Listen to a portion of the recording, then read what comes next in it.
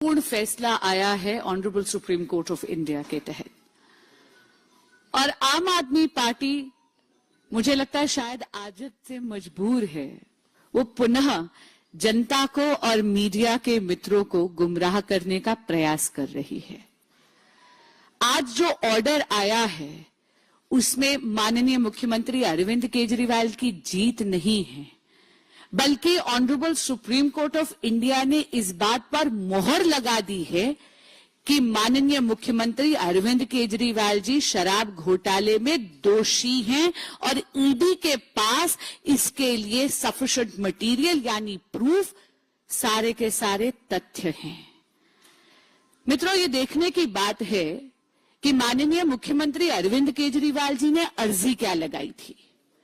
उनकी पिटीशन थी बेल के लिए नहीं, बल्कि इस बात के लिए कि ये बात प्रूव करी जाए या कोर्ट इस बात को एडजुडिकेट करे कि उनकी अरेस्ट इलीगल है, उनकी अरेस्ट अवैध है। Honourable supreme court of India ने उनकी इस प्रेयर पर उनको कोई राहत नहीं दी है, बल्कि सुप्रीम कोर्ट ने तो ये पाया कि सफिशिएंट एविडेंस है ईडी के पास अंडर सेक्शन 19 की रिक्वायरमेंट्स प्रूव करने के लिए। और सेक्शन 19 की रिक्वायरमेंट क्या है, जरा एक मिनट सेक्शन खोलकर देख लीजिए। ये पीएमएलए एक्ट है, इसका सेक्शन 19 पढ़ के बस एक सेंटेंस पढ़कर सुनाऊंगी। The director, deputy director, assistant director or any other officer authorized should have reason to believe any person has been guilty of an offense punishable under the act, he may arrest such a person. और supreme court ने क्या पाया? Supreme court ने ये पाया कि investigating agencies के पास sufficient material था सेक्शन 19 की रिक्वायरमेंट प्रूव करने की।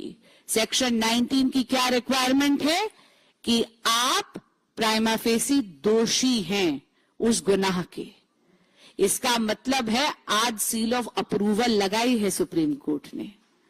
ये जो इंटरिम बेल मिली है माननीय मुख्यमंत्री अरविंद केजरीवाल जी को, ये सिर्फ इसलिए मिली है क्योंकि एक point of law larger bench को रिफर करा गया है।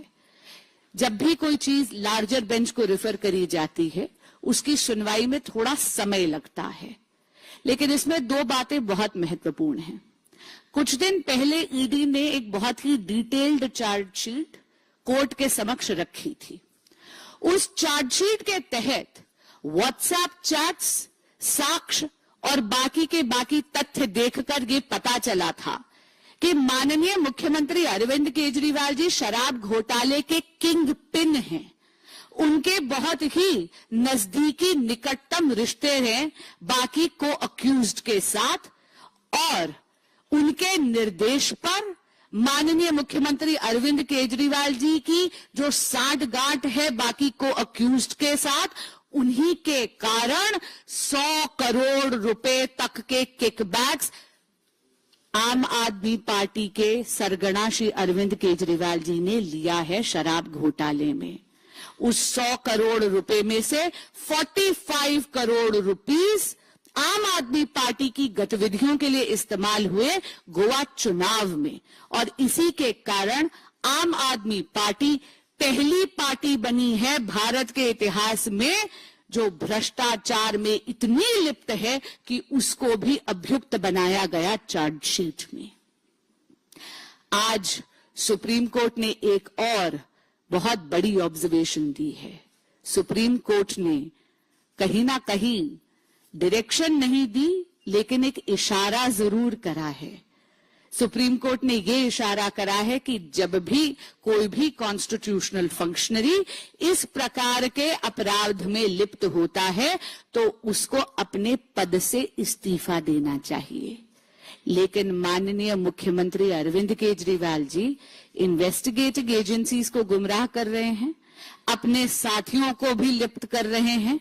कभी सौरभ भारद्वाज जी का नाम लेते हैं, कभी आतिशी जी का नाम लेते हैं, कभी दुर्गेश पाठक जी का नाम लेते हैं, पर सत्ता के मुंह में इतने मदमस्त हैं कि सीएम की कुर्सी को छोड़ने के लिए वो तैयार नहीं है।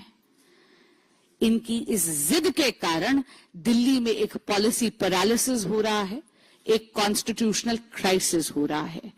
आज जो इंटरिम बेल की कंडीशंस हैं वो वही हैं जो उनको पहले भी दी गई थी, यानी 10 मई का ऑर्डर जिसके तहत उनको इंटरिम बेल गई थी वो कंडीशंस लागू होती हैं। और उन कंडीशंस के तहत दो बहुत महत्वपूर्ण बातें हैं। पहली, माननीय मुख्यमंत्री अरविंद केजरीवाल जी सीएम के दफ्तर नहीं जा सकते। दूसरी बात, माननीय मुख्यमंत्री अरविंद केजरीवाल जी कोई फाइल नहीं साइन कर सकते जब तक कि उसको एलजी ऑफिस के यहां फॉरवर्ड ना करना हो। तो मैं आपके माध्यम से माननीय मुख्यमंत्री अरविंद केजरीवाल जी से पुनः अनुरोध भी करूंगी और उनको याद भी कराऊंगी कि उनकी इस जिद के कारण दिल्ली में एक टोटल पॉलिसी पैरालिसिस हो रखा है। सत्ता के मुंह में केजरीवाल जी मदमस्त है, दिल्ली की जनता त्रस्त है। उन्हें तुरंत त्यागपत्र देना चाहिए। धन्यवाद।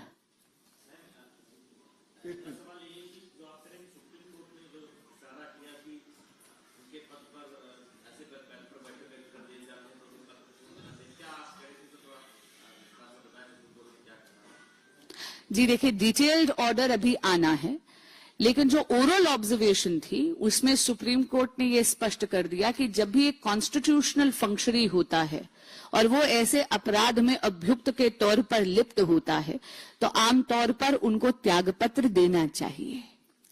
लेकिन अरविंद केजरीवाल जी जो है वो सत्ता के मुंह में सीएम की कुर्सी को जकड़े हुए हैं।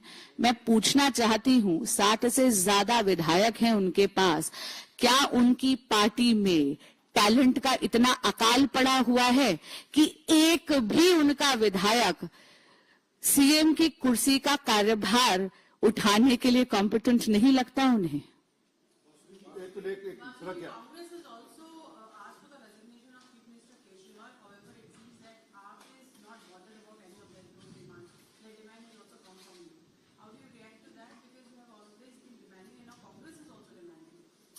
देखिए, कांग्रेस और आम आदमी पार्टी पे बस एक ही मुहावरा लागू होता है, चोर चोर मौसेरे भाई।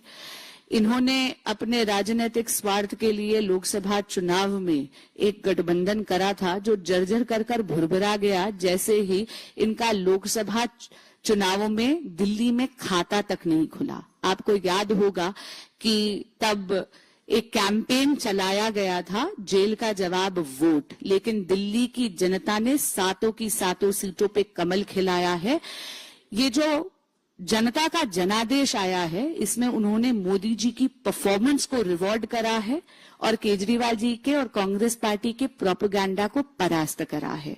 इसलिए कांग्रेस की इस डिमांड को मैं बहुत संजीदगी से नहीं लेती, लेकिन हाँ इतना जरूर कहूंगी कि एक कॉन्स्टिट्यूशनल क्राइसिस और एक पॉलिसी पैरालिसिस उत्पन्न हो रहा है और माननीय मुख्यमंत्री अरविंद केजरीवाल जी की जिद के कारण कि वो सीएम के पद से त्यागपत्र नहीं देंगे। अब तो सुप्रीम कोर्ट का एक इशारा भी आ गया है, इसलिए नैतिकता पर उनको त्यागपत्र अवश्य देना चाहिए।